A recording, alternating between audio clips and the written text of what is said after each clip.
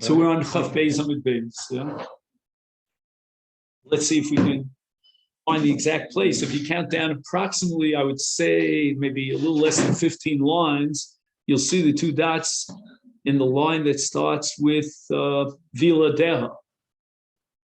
And we're up to Misha Yeshlo Ben, Mikol Makom.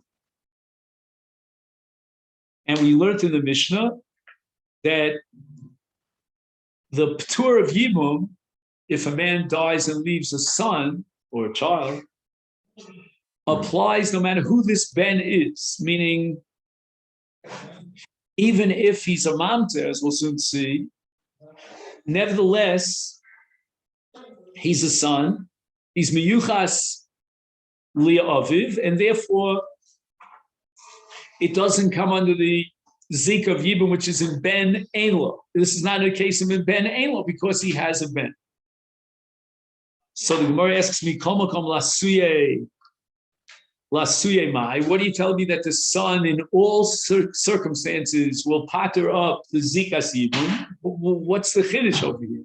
Obviously, the Mishnah is being very dramatic by adding the word mikol makom, and the Gemara answers on Rabbi Yehuda lasuye mamzer.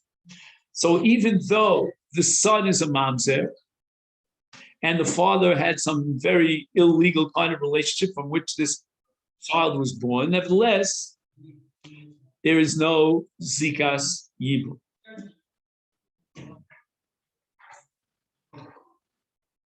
Why? Because Reuven died, but he left a son. The son is a mamzer. It doesn't matter. He's still considered a son. Taima, the Omar Kra, the pasuk says in the Parsha of Yibum, Ki yeshvu yachim yachtav umeis echad mem uben ein lo, and it's in ben ein lo. Now, what is the significance of uben ein lo in this particular context? You know, we don't know whether or not the mamzer is considered a ben to pater up Yibum and undermine the zikas Yibum. So what did you see in the words of Ben Elo? We don't know the status of a mamzer. Is he considered Ben or is he not? And the answer is that the Torah could have said Uben Elo without the Yud in the word Ein. That sometimes the word Ein is written without a Yud Chassid. Usually it's written Molech, with a Yud. Aleph, Yud, Nun. But sometimes it's written without a Yud. And whenever it's written with a Yud, then we consider the Yud as if it was miuteres, meaning it's redundant and it lends itself to a drasha. And what do we derive from the word Ein? The Gemara interprets it as Ayin Olav. In other words, check out and be absolutely convinced and certain that he has no children. But if you find that he has a child, even if that child is a mamzer, then there's no yibum. Okay. Now the Mishnah continues and says that v'chayev al makasa, that even though he's a mamzer, if he hits his father, he'll be chayev for makeh of. So the Gemara asks, Amai, I have a pasuk which seems to indicate, and from which we derive that he should not be chayfakah. And the reason is because Kri Kan in the parsha of Klala, and Klala and Hakar are equal, it says v'nasi bi'amcha lo sa'ar. And we're going to dash in the word bi'amcha. You should not curse nasi bi'amcha. What does that mean, bi'amcha? Bi'osa maisa amcha. That this person is an osa maisa amcha. Rav Osa, are you familiar with that phrase? It's a very common phrase. Osa maisa amcha. It means he's an observant Jew. And what we're saying is that if there's no obligation of lo sa'ar, meaning there's no prohibition of cursing someone unless he fits that profile called Osa Maisa Amcha. But if he deviates from that and he is an Eino Osa Maisa Amcha, then there's no Isur Klala. And if there's no Isur Klala, because the Torah added the word Bi'amcha, then likewise there's no Isur Hakah. Now, this father of the son, who's a mamzer, with all due respect, he is a person who is Baal HaErev. And that's why the son is a mamzer. Obviously, therefore, the father's status is not, you cannot say that you can classify him as Osa Maisa Amcha, and therefore there's no Isur Klala, and henceforth there's no Isur Hakah. So how can the Mishnah tell me that he's Chayiv al Hakah also? Why would a mamzer be Chayiv on his Hakah? And by the way, Rabbi, as I said yesterday, I just reiterate, this would touch on the whole question of Kibbud Av. Is there a mitzvah of Kibbud Av in the case of a mamzer, since by definition his father is not an Osa Maisa Amcha? So again, the Rambam has a unique shita that even in Russia you have to be respectful for him. But I don't even believe that the Rambam needs Kibbud Av. It's a different kind of a concept, secondary Kibbud, but you need Osa Maisa Amcha. Now, I'm going to tell you what I think is the obvious answer to this question, which the Gemara is going to say anyway. So, but it just bothers me that the Gemara had to, vacillate and with a pilpul back and forth to come up with, I think, its most obvious answer. The father did tshuva. So Gemara answers, Kira, Amar Rav Pinchas Mishmei Rav Papa, he owes a tshuva.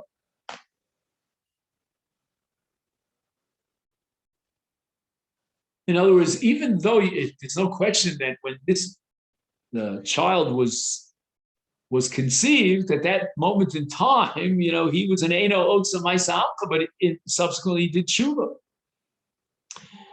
I was wondering why the Gemara couldn't have given another answer. Maybe it was a shogeg situation. He didn't realize who she was, and because as far as mamzeris is concerned, you don't need a amazing, a child that's born out of an erev relationship is a mamzer by definition, whether or not it was amazing or not. Okay, right now that's what we have. I would assume that the Gemara is trying to find a more common case, to say that he had this relationship with an erev b'shogeg, thinking that it was his wife. I mean, it could happen, but it's not something that's very common. But also tshuva, we're hoping that a person who had this relationship would do tshuva.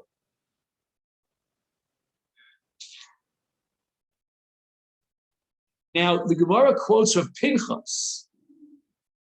It doesn't tell you exactly in what context Rav Pinchas made his comment. But in any event, whatever that context is, we're going to borrow it and plug it in here. In our Mishnah, Sha'asa Tshuva, and therefore he is reinstated and regains the status of Osa Maisa Amcha. There's an Isur Klala and an Isur Hakah will apply after he does Tshuva.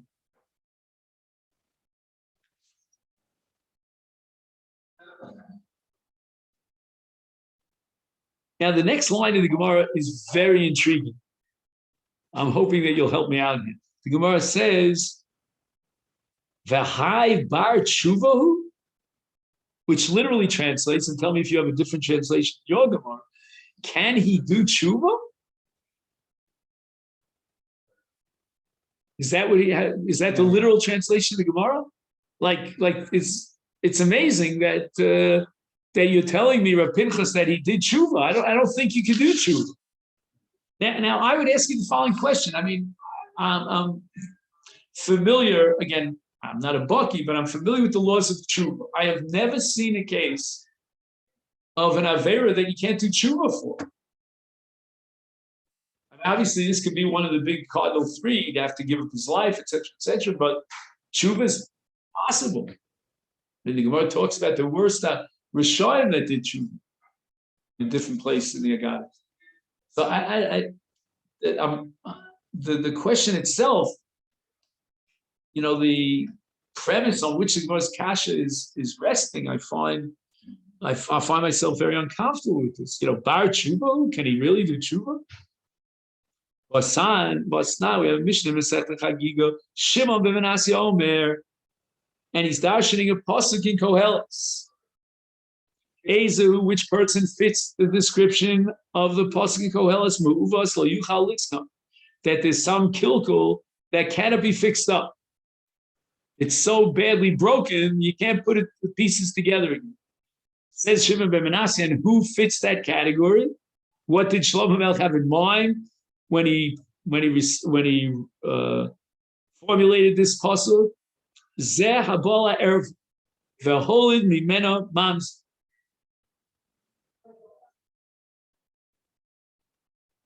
Okay, the mamzer is a mamzer. You can't change that. But as far as the Gavra is concerned, who is guilty of bringing a mamzer into the world because he had a beer with an erva, I wouldn't say that he's mufka from tshuva. Once again, I think the Gemara is using a very weak argument here, based on Shimon ben Menashe, to conclude that the father of mamzer can't do tshuva. Or it says Hashna Mia, Osa Maisa Amchalu. Now he did tshuva, and even though again he can't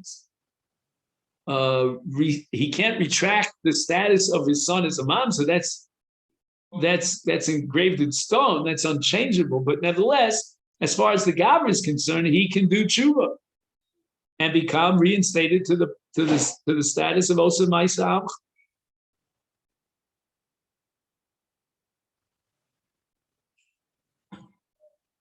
Very strange shakal v'tarya. I just want to, by chance, I doubt if I'll find anything, but I'm going to make one effort here. Bays in the Yalkut here.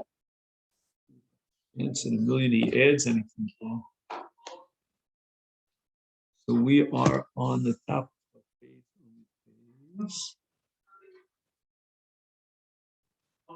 Nasi Amcha Lo Sa'or.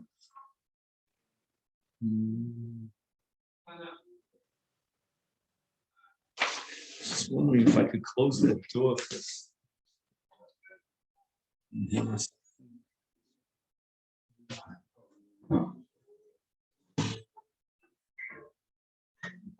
know if I close.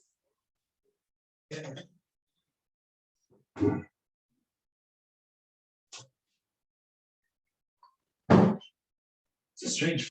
Hear yourself think. I never stopped to ponder that phrase. Why do you have to hear yourself think? Okay, let's see. It says here, Kosef ha'orach l'ner, this is on page Chaf Tes, on the left column. Let's see if this is relevant to us. He says, Tshuva, yeshnei yonim, oker sachet mikan lahaba, shachet nekal mafreya, ki lo chata b'holid mamzer, shumavas lo yifsikon. Therefore, you cannot be oker the chet l'mafreya, but nevertheless, you could be oker the chet mikan ulahaba.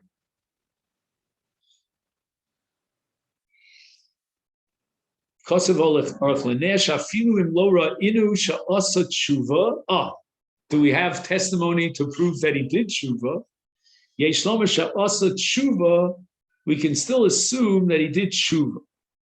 Why? Because in the sugya of Makari Shishal Nashim of Fil Rosh Gomer Zum Chayshin and Shemer Tshuva Belibo, Kmoked also Lakal, yeah. But I thought he's chaya for being Makal Chavir. That would mean that we have proof that he did tshuva. He's saying that the Gemara is only pointing out he's not allowed to be Makalel his father, but he wouldn't be liable for punishment because we don't know for sure that his father did tshuva. He quotes a Rambam in Perkei Milchos Mamrin.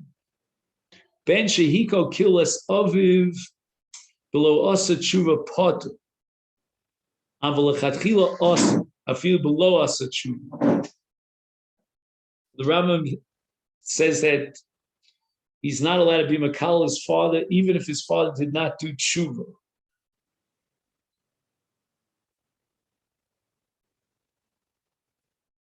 That's the chumrah of the Rambam. Be very relevant in our contemporary society. L'chor yesh l'tmo al divrei Aram shekevan she'eino osa ma'isa amcha madua l'chatchila osa lakosa o l'kalalo. Al pi divrei orach laner yesh l'farish kavanoso ma shekosav shelo osa tshuva hainu shelo ra'inu lehedja shasa tshuva. The Ram only means to be tzad sofek because we don't know whether or not he did tshuva. I don't think that's pshat in the Rambam, but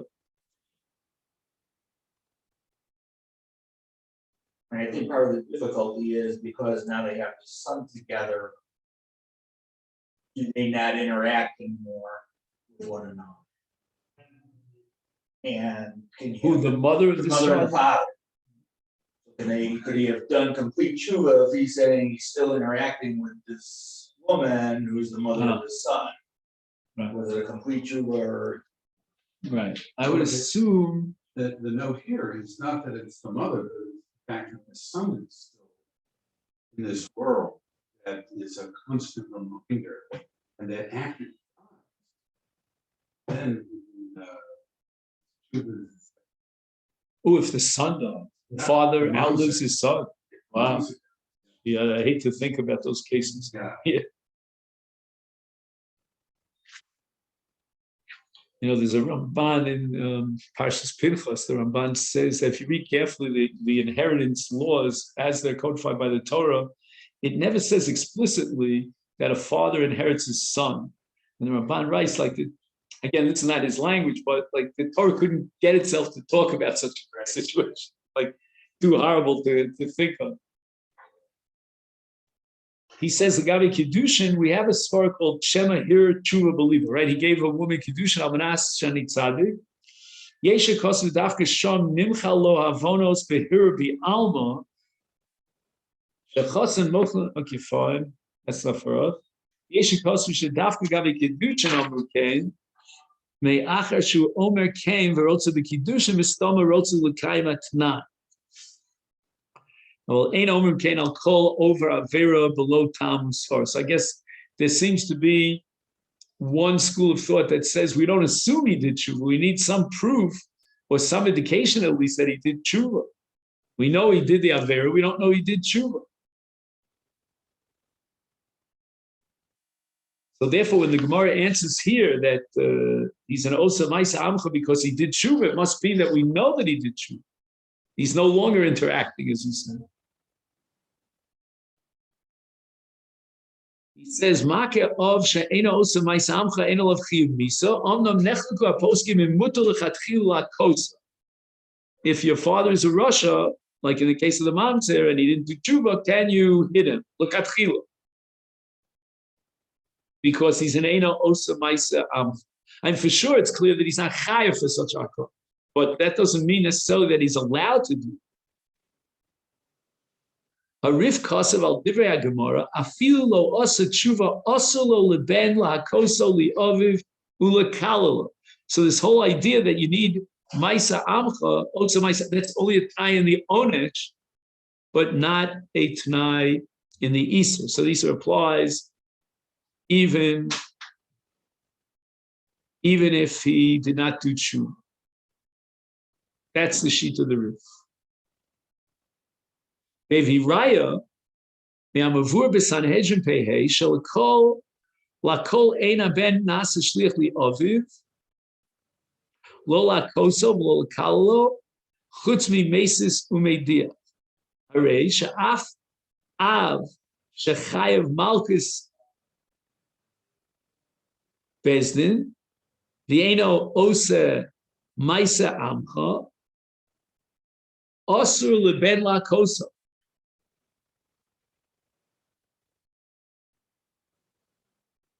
So in other words, if his father is Chayiv Malchus in Bezdin, and they need to appoint someone to administer the Malchus, the Ben is completely disqualified, because then he'd be Makya of it. Even though we're talking about an Eino Osavai Samant. Again, you might say he did tshuva, but okay. So therefore, the rift derives from that sugya in Sanhedrin, the conclusion that even if the father did not do tshuva, and he's not an osa ma'isa amcha, nevertheless, the son is not allowed to hit him. And the Rambam paskins like Tosfos, on the other hand, they understood that when the Gemara in Sanhedrin says that he's not allowed to hit his father as a shliach bezdin, that's the av she'asa tshuva. That's the case where the father did tshuva. If he didn't do tshuva, then Tosfos says he's allowed to hit his father. But I wonder what lies at the. Again, I understand the two ways of learning, whether osa ma'isa amcha is a t'nai in the onesh, in the chiyuv, or it's a t'nai in the l'chatchiyuv, in the ma'isa. But I wonder where that machlokas emanates from. Now we have a sugya bava kama. Iniachlem avia para gzula. So amongst the animals in the estate, one of them was a stolen animal. Chayovim habanim lachzira lanigzal. The Gemara says that the sons have to return the stolen goods. But listen, why? Mishum kvod aviyam. So the Gemara says, what do you mean kvod aviyam? He's not chayiv in covered his father stole an animal. Then he's an eno osa ma'isa amcha. Why is he chayiv in covered?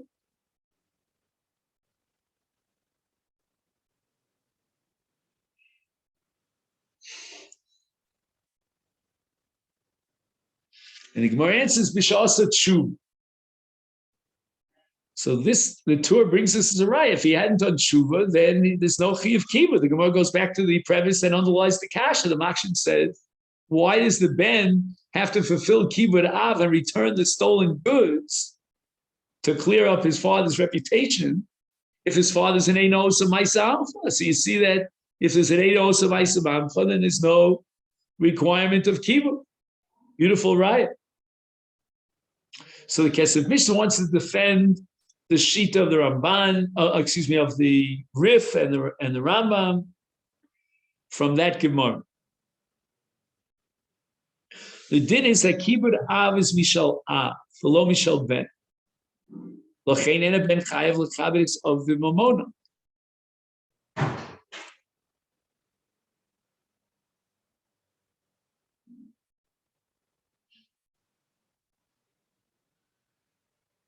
So a Ben does not have to dig his hands into his own pocket in order to be Makayim the mitzvah of Kibbud Av. So my father asked me for a steak, and I say to my father, Dad, give me your credit card. I don't have to pay for the steak. Now this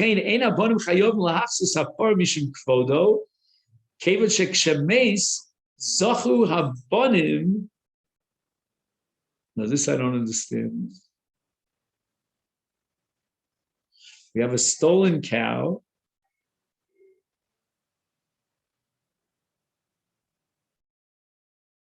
So immediately on the moment of the death of the father, the son inherits that stolen cow. Is that what we call Yerush? Or is it what's called Shini Rishus? I don't know. He says something here about most ribis. I don't know what he means. Is there a footnote here? We're not talking about a paragzula, but rather we're talking about most ribis.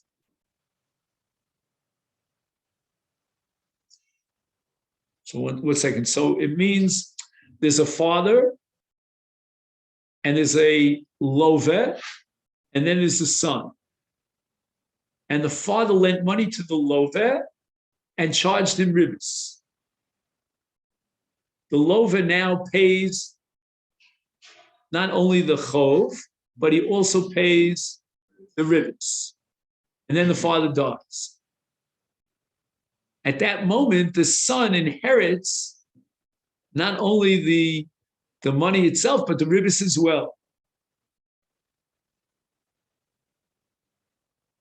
So since at that moment of the death of the father, the son inherits the ribis, therefore, it comes under the halacha that he's not chayv to mechabed aviv b'mamona with his own money, because the son has now inherited that money. He pockets the money.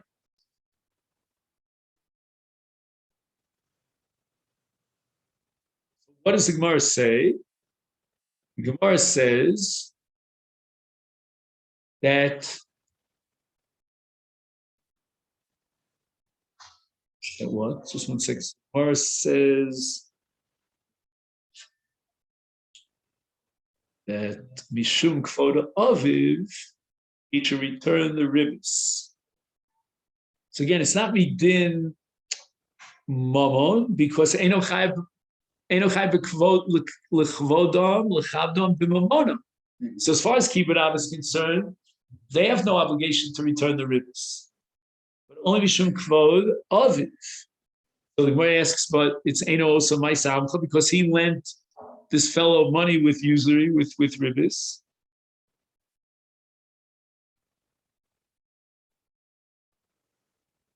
So the Gemara answers, B'isha asa tshuva. So had the father not done tshuva,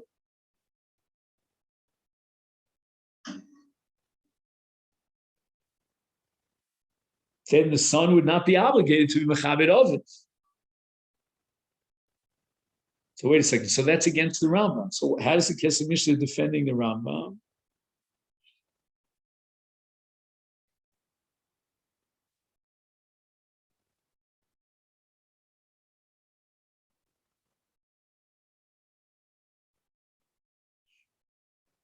And he has to return the ribis because of kvota aviv. So the Gemara asks, but his father lent the ribis. His father's an eino osa ma'asamcha. So there's no obligation of kibbut.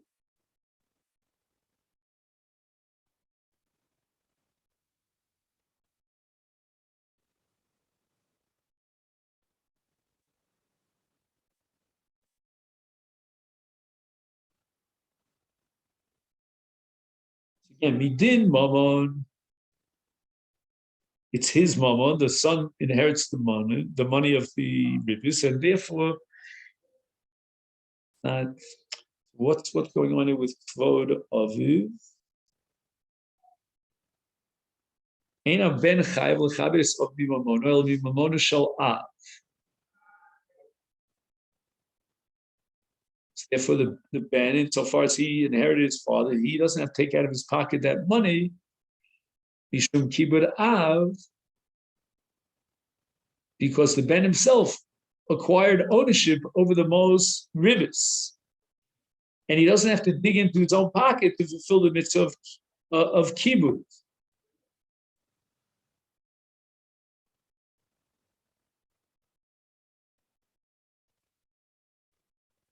Do we have it?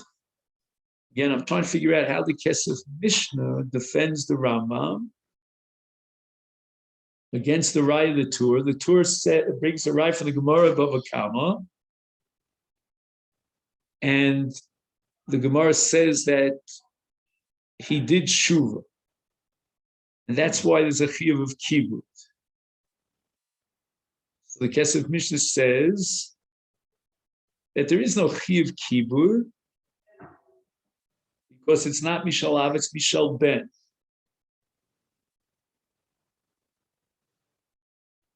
So therefore, if I understand correctly, the Bonim are not obligated to return the ribis to the Loveh.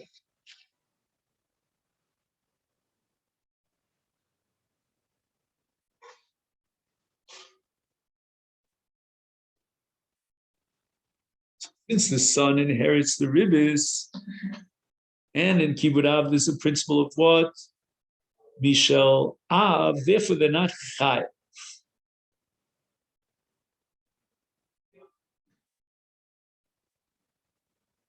So where does tshuva come into play? If tshuva make a difference, what am I missing here?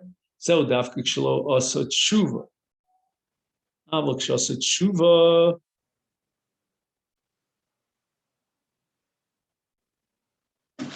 Avol kshasa tshuva. Then havile ahi parake lo rishav.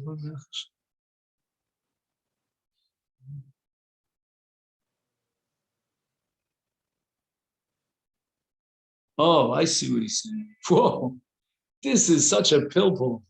What a pill! You hear what he's saying, Ramos? This you want to hear a pilpul? I haven't heard a pilpul like this in a long time.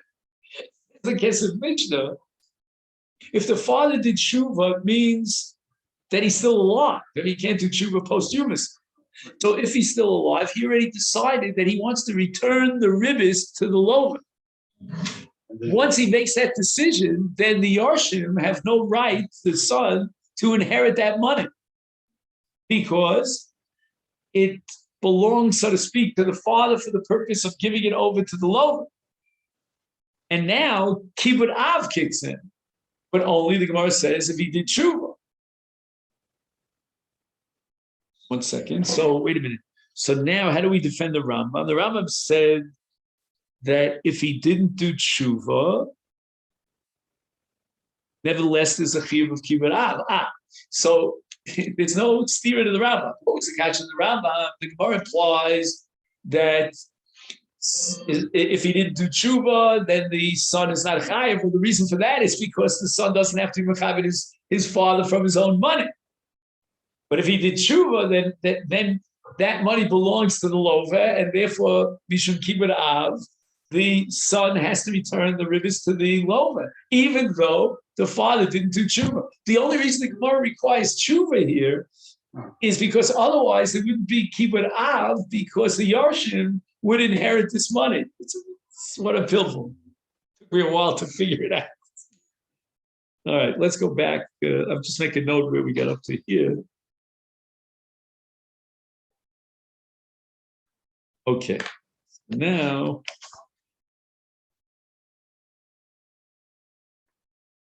just want to ask myself one question. Did all this study here help me? Let me just see. What was bothering me? The Gemara said that what? That Hashtamia is Osa Maisa Amchahu. Right? Even though it's Ma'avis, Ma'uva Shalo Yuchal Liskan, because the son is a mamzer, nevertheless, it is still considered also Maisa Amcha because he did tshuva. Still considered also Maisa Amcha. Hence, son is going to be high for Hakah because his father did tshuva. What was the Gemara thinking in the Havamim? That since the pasuk where it's in Koheles, right? Since the pasuk in Koheles applies to the case of Bala Erva, therefore there should be no chiyuv Hakah. And tshuva is not going to help. Why does the Gemara think that tshuva is not going to change anything? That the Avera, maybe the Gemara thinks in the Havamina that the Avera is not just the Maisa Bias Erva, but it's also the bringing the mamzer into the world. It's like that's part of his guilt that he impacted on the life of his son in a very negative way. I don't know if you could say such a thing. Is Memela, the Gemara thinks that if we apply that pasuk in Koheles to this case of the father of a mamzer, then there's no Osa Maisa Amcha. And therefore tshuva is not going to help. Why is it that the Mishnah says that he's chayav for Hakah? He's an Eino Osa Maisa Amcha. The Gemara answers no. It's not pshat that the father is held liable for, but the pasuk seems to blame him for creating a me'uvas shelo yuchal liska. That's part of his guilt. Lo yuchal liska, right? That tshuva is meant to be a takana, l'taken, a rectification, but he can't rectify it. It's impossible. And the pasuk testifies that he can't rectify.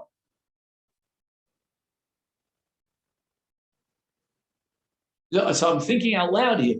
what would be the status, listen to this, of a man who chas v'shalom has a relationship with a married woman, and now he wants to do tshuva. But it's a muvat shaluch al, but she has to get a divorce from her husband. And there's no way he can rectify it. His tshuva is not going to help. So what's his status? I mean, does he remain a Russia for the rest of his life and he can't do tshuva? His son doesn't have to be machabin him, and he can beat him up, beat up his father because he's an Eino Samai Samcha. And it sounds to me like the Gemara, again, this rubs me the wrong way to say such a thing, but the Gemara actually is of the opinion that if you cannot change the result of your avera, you see, if I steal something, even if I break it and destroy it, I can still pay you its value. But if as a result of the avera, there's no way possible that you could, turn the clock back. You've made an indelible, irretractable change in the world, in the legal world, and you've ruined other people's lives, then you can never really do tshuva for them. I mean, it's a shocking homily because, I was brought up to believe, you don't have to be a wrestler for this, by the way, tshuva is always an option. Ad yom mosu yechakalo, right? That's what we said. Again, the Rama has a list of averos that are very difficult to do tshuva for. And there may be, barriers and impediments to the tshuva, but I was always, but you know what? Maybe tshuva means to rectify what you did wrong. And if you can't rectify it, too late. Sorry, buddy. And you're still an Eino Samai Samcha. So Gemara says, no. It's true that you can't rectify the results and the long-term repercussions you have here, but as far as your status, your personal status is concerned, you can really change that status through tshuva, and therefore you could what's the word I'm using? You could replace your status. That's not replace. What word am I looking? Restore. Excellent. Thank you, John. You can restore your status as an Osamai son. And then Afkamina is that the son is now Chayiv Kibud, and he would be Chayiv Fakah and Fakah. Okay, then. So now we move on in the Gemara. Now the pasuk says, "Ervas hachotzcha bas avicho bas imecha," etc. Lo tegala ervasa. And the pasuk explicitly says you can't have a relationship with your sister, even if she's a half sister through your father, half through sister through your mother. And then the pasuk says, "Ervas bas eshes avicha." So what happens? There's a woman married to your father, correct? And she has a daughter. She's called Bas Eshes Aviv. And the Torah says, Ervas Bas Eshes Avicha Lo Segala Ervasa. So that's included in the list of arayos. Now let's take a look at a sister. What avera, if we classify the averos, is he guilty of when he has a relationship with his sister? First of all, obviously, Ervas achoscha lo segala. That's clear. But in addition, he's chayav because it's Ervas bas eshes avicha, meaning, just 1 second, let me just calculate this. Let's talk about a paternal sister. We'll go slowly. Let's take the easy case. So a paternal sister is a bas eshes avicha.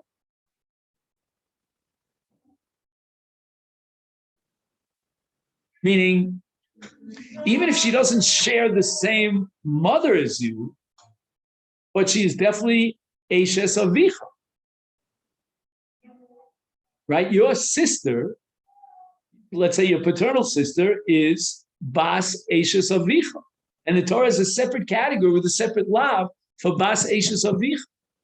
So the Gemara now that we're about to learn is going to address the following question. Is he in violation of a double erva? Torah Rabbanan abal achoso. So we're talking about a paternal sister. Vehi bas eishes aviv. Chayav. Number one, mishum achoso. Number two, mishum bas eishes aviv.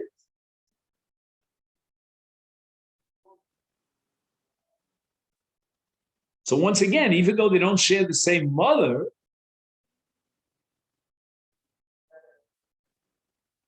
but nevertheless, she is the daughter of Eishes Avicha. You can't deny that. So this is the Tanakama of the Bryce.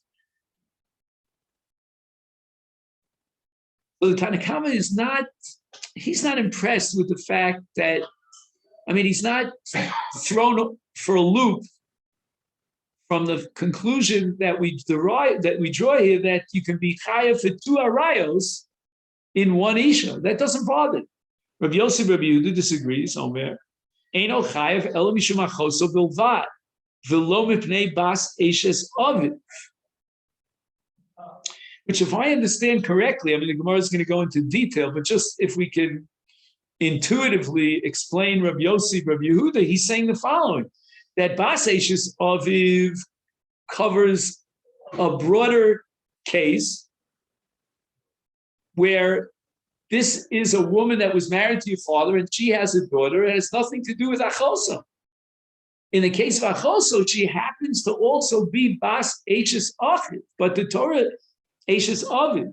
The Torah didn't add a separate pasuk with a separate lav and erva for Bas Eishes Aviv in order to cover the case of Achoso, because that case was already covered by the previous pasuk, which says Achoso lo segala, and the Torah says Ervas Achoso Bas Avicha lo segala. Tanakama says, no, I'm not bothered by this. You're right. I don't deny that Bas Eishes Aviv is a broader category. But in an event that your sister, paternal sister, is also Bas Eishes Aviv, then you violated both of these arayos. My Tamai Rabbanon, Amri. They say the following: Michlek Siv Ervas Achoscha Bas Avicha O Basi Mechel Segal, etc. So the Torah prohibits you from having a relation with your sister. And here he adds something which is supposed to be a little bit off kilter here. Yes.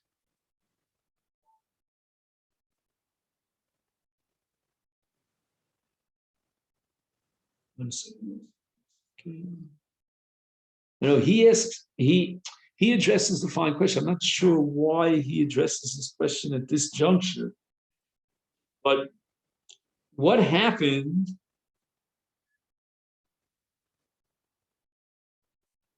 How is this sister born to your father? Just 1 second. Your father had a relationship with a woman,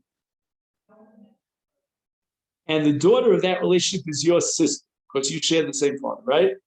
Now, when your father had a relationship with a woman, did he marry that woman or did he rape that woman? So this half-sister of yours, through the common father, was she born in this world in wedlock or out of wedlock? So he points out that it makes no difference. A Torah Osra, you have this, John, on the top left? A Torah Osra, Lovo alachoso, Bein min ha'onsim, Bein min ha'nesur. Okay, I'm not questioning that, but why is that relevant to you?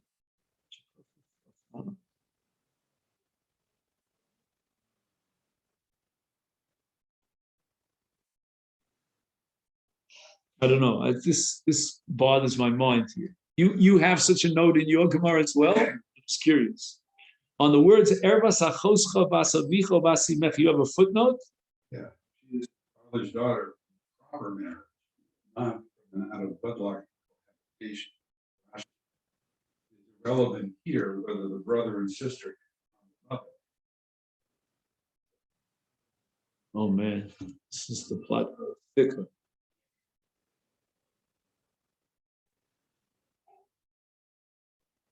That footnote is on the words Ervas Achoscha Basa Vicha Basi Mecha, or it's on the next line.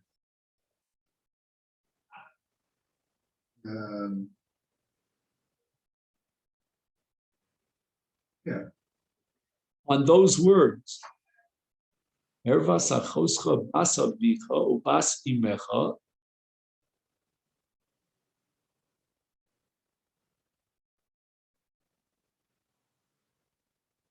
And he says it's only in wedlock, only if they were married, is saying in the footnote, because that's the exact opposite of what it says here. I don't know. No, it's both his daughters, proper marriage and his daughter. Both. I'm sorry, I didn't hear that. So it's exactly what it says here. So why does he explain why he makes that comment here? I mean, it's a very nice piece of information.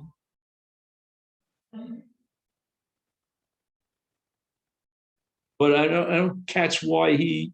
Both apparently, maybe we'll learn a little bit later because there must be a reason why both of these commentaries are adding that very same point. The reference of Rashi.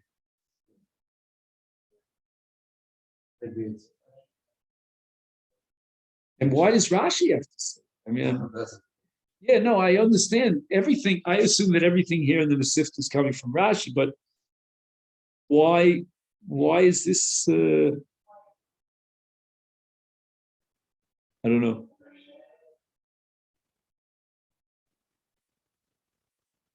So let's go weiter. Maybe it'll become, obviously Rashi is anticipating something that's coming later in the sugya. Okay, now, the Torah adds another law. Ervas bas eshes avicha, moledes avicha, achoscha hi. Lama. Why did the Torah have to add this? If it's the daughter of eshes avicha, then she's your sister.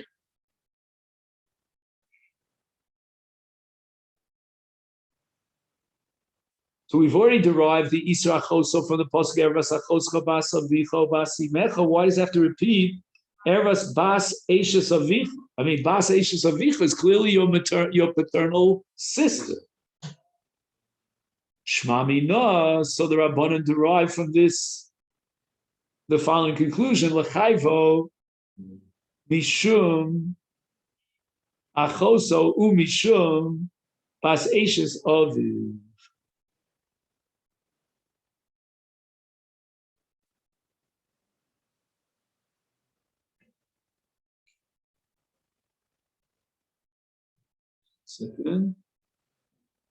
Now, I'm going to guess here, tell me if I'm right, that you're going to have a footnote that's going to say that Bas Eshes Aviv is in wedlock and not out of wedlock. Do you have such a footnote? I don't have it here, but maybe you'll have it there. I have it to the father's daughter from proper. From proper marriage. Now maybe we're going to begin, maybe now it'll shed a light on that Rashi, on that discussion that we had before. Namely that what?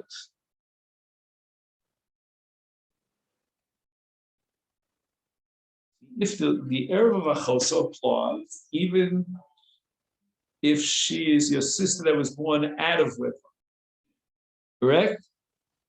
Mina onsin, let's say.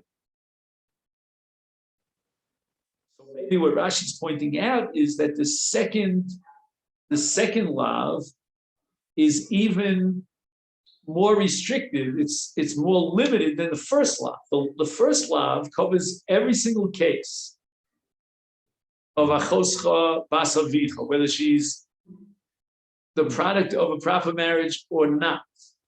And now you're telling me that the daughter of your father's proper marriage is prohibited under the Erev Machoso. Instead of adding something, you're even subtracting something.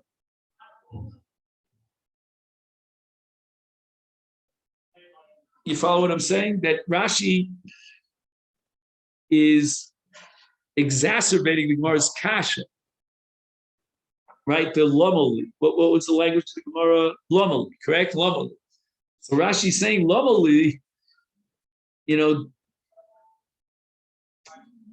the first lav is more inclusive than the second lav.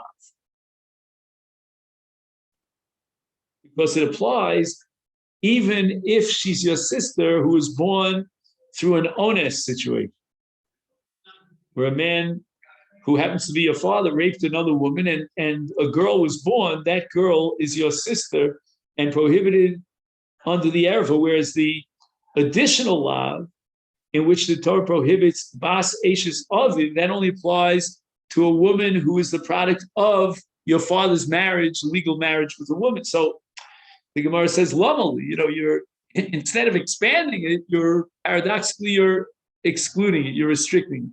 I don't know. I'm not 100% sure. I'm not totally comfortable. So the Gemara asks the question for Rabbi Yossi, for Rabbi Yehuda. What answer is he going to give to counter the argument of the Chachamim? I mean, there really are two psukim, and Achoso fits under both of them, and therefore it must be that the Torah wanted to be mechayiv for an overlap of two different arayos. So the Gemara says, Omar Kra Achoscha Hi. Now, if it's moledes avicha, eshes avicha, if it's bas eshes avicha, then by definition it's achoscha, albeit a half sister through your father. So why did the Torah have to add those two extra words, achoscha hi? That's called a mute. Mishum achoso atomachayvo v'atomachayvo mishum bas eshes aviv. What are they going to do with the extra words? Achosohi, achoschahi, hi achoschahi, my ovdile mi boile lechayev al achoso bas over bas imo. This is the famous Gemara called Ein Onshim Min Adin, meaning the Torah specifies a maternal sister and a paternal sister. What happens if it's your full sister? You share both your common father and mother. For that, I need an extra plus. Doesn't that sound paradoxical? I mean, if you're chayav for having a relationship with your half sister, then how much more so if she's your full sister? Why did the Torah have to spell that? That's called ein onshim min adin. Are you familiar with that? Mm-hmm. That we don't give punishments based on a kol v'chol. So the Torah had to spell it out.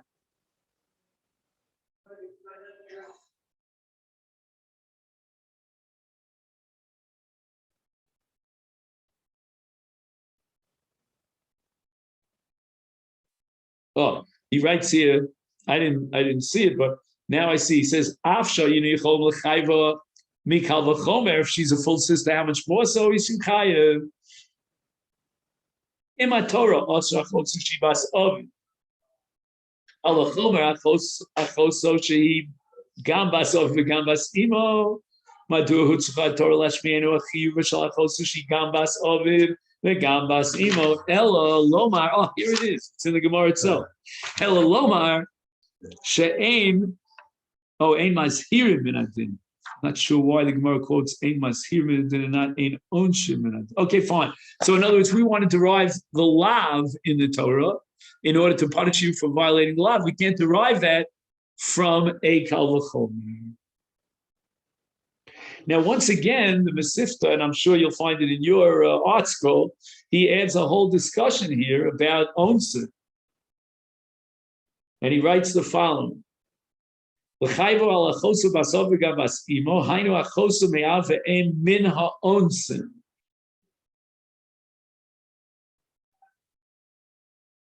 Sheshneim noldu bi'ones. Me for a loop here. What do you mean Shneim? No, who's mentioned the word about onus here? Rebbe Pasuk Rishon Tiv Bas Avicha O Bas Imech Dafka. Inu Svurim Lomar Shachivu V'Achos Shehirak Min Ha'av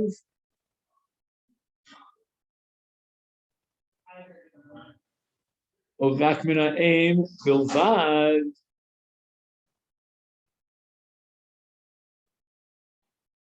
What's this all about here?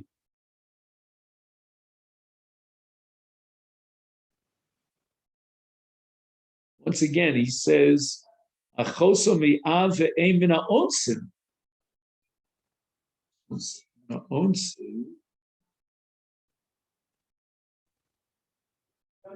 You know how much more so if it's min hanesuin.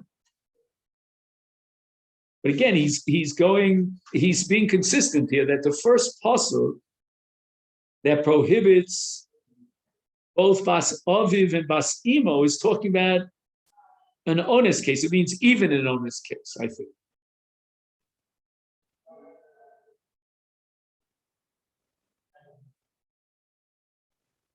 Again, it seems like irrelevant information. I mean, it's true and it expands my knowledge, but I don't know why it's relevant to you.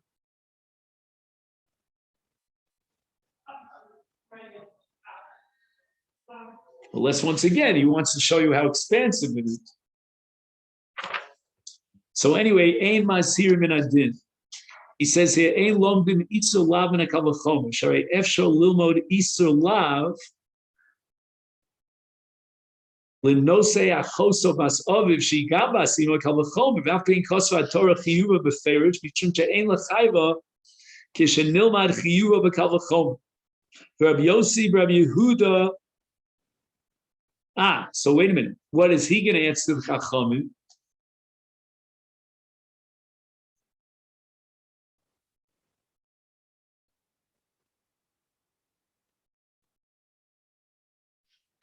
So wait a minute. What's the Gemara asking now?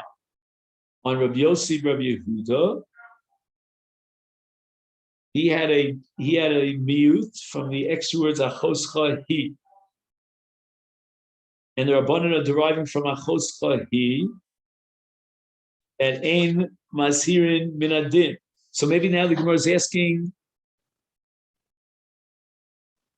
how would Rabbi Yossi, Rabbi Yehuda derive the principle of ein mashirin min adin?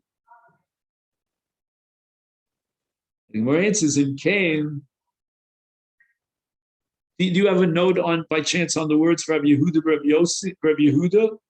Rabbi Yossi, Rabbi Yehuda, you have any note over there? I don't have anything. So I think the Gemara is asking, how does he know? How can he derive ein masir min adin? In Cain, so now the Gemara is defending Rabbi Yossi, Rabbi Yehuda. In Cain, if the Torah adds achoscha for the case of a full sister,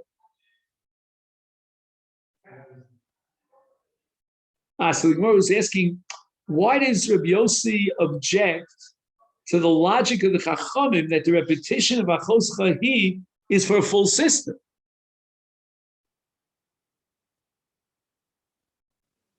In which case you no longer have the mute of excluding